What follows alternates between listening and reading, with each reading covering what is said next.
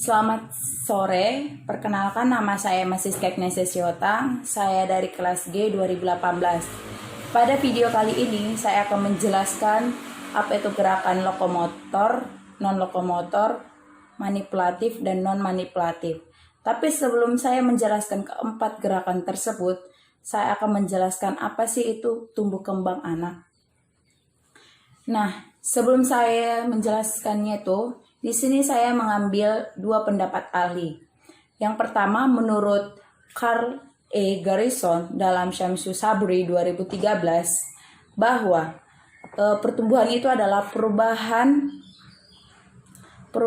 individu yang dapat dilihat dari perubahan ukuran badan, perubahan tulang, perubahan kulit, rambut, dan juga perubahan kelenjar.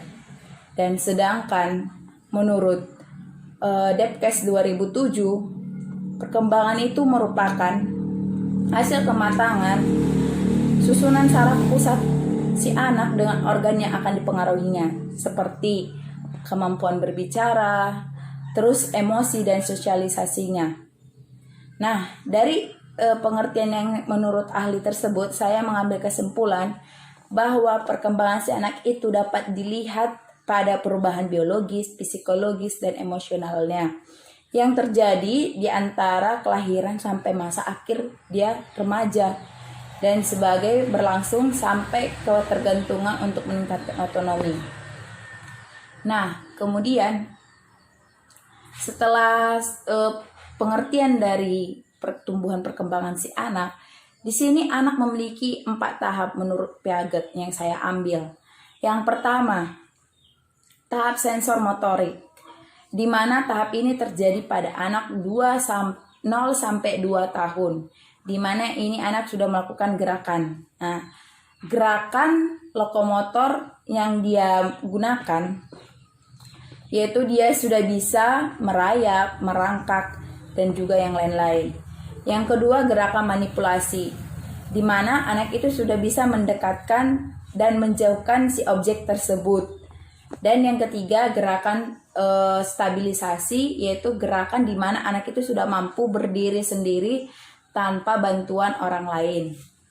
Nah, yang kedua itu adalah tahap praoperasional, di mana ini terjadi pada anak 2 sampai 7 tahun.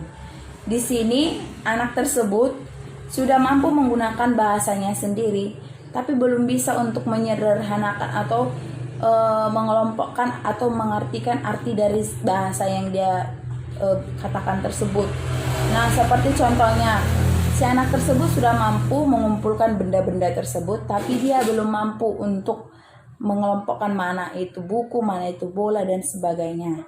Dan yang tahap yang ketiga, yaitu tahap konkret operasional yang terjadi pada 7 sampai 11 tahun, di mana pada tahap ini anak sudah menggunakan simbol atau tanda-tanda dalam mengembangkan konsep-konsep pemikiran analogisnya gitu. Di sini dengan menggunakan logikanya gitu kan. Nah, contohnya itu seperti seorang guru yang mengambil beberapa potongan lidi mulai dari ukuran yang berbeda-beda dan meminta kepada anak tersebut untuk menyusunnya sesuai dengan tinggi si lidi-lidi yang sudah disediakan gurunya tersebut. Nah, kan di situ berarti anak itu sudah menggunakan logikanya ketika untuk mengerjakan apa yang disuruh gurunya tersebut. Nah, dan tahap yang terakhir yaitu tahap operasional yang terjadi pada 11 tahun sampai dewasa, di mana anak ini sudah mampu melakukannya itu secara idealis dan juga udah terarah semua yang dia kerjakan, dan biasanya akan menghasilkan khayalan atau fantasi. Nah, pada ini juga terdapat yaitu egosentris pada masa remaja, di mana dia itu sudah mempunyai kesadaran dirinya sendiri. Nah, contohnya seperti anak yang ketika keluar bermain dan dia berpenampilan kurang baik, dia akan merasa minder dengan teman-temannya yang lainnya, dan dia akan kembali ke rumahnya dan akan memperbaiki tampilan tubuhnya, tampilan dia tersebut. Baik, sekian penjelasan tentang pertumbuhan perkembangan anak. Di sini saya akan masuk tahap bagian dari gerakan-gerakan, apa itu gerakan lokomotor, non-lokomotor, manipulatif, dan non-manipulatif, beserta dengan contoh, dan saya akan memperagakannya.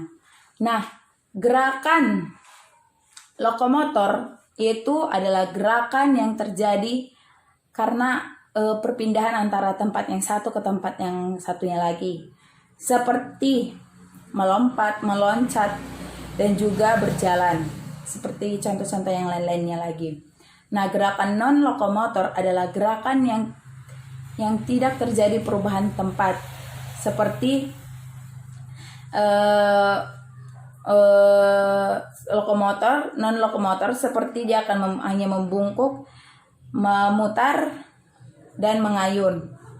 Dan gerakan manipulatif yaitu gerakan badan yang dengan menggunakan benda sebagai pendukungnya, seperti melempar, menendang, menyepak, menangkap.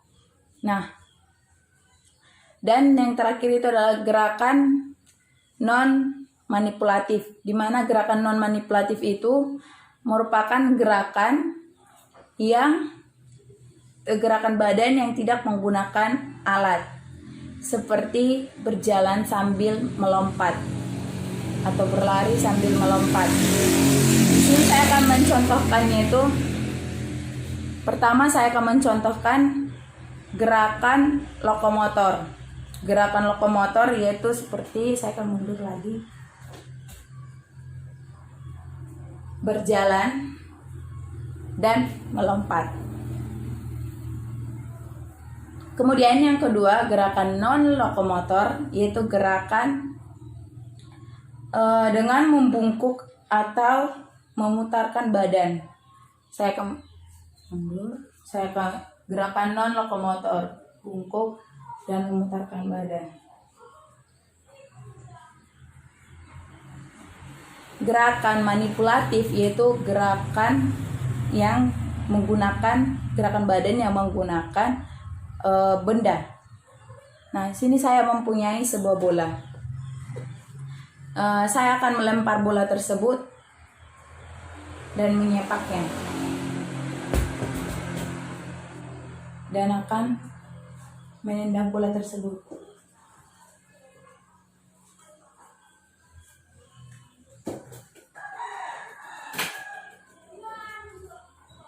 Dan gerakan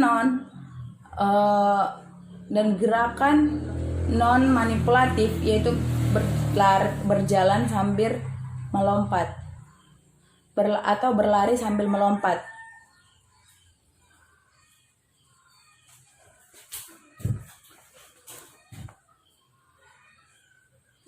Baik, sekian hasil penjelasan saya tentang gerakan-gerakan yang tadi saya jelaskan. Apabila ada perkataan atau tindakan atau tingkah laku saya yang kurang berkenan, saya minta maaf kepada Bapak. Sekian, saya ucapkan terima kasih. Selamat sore.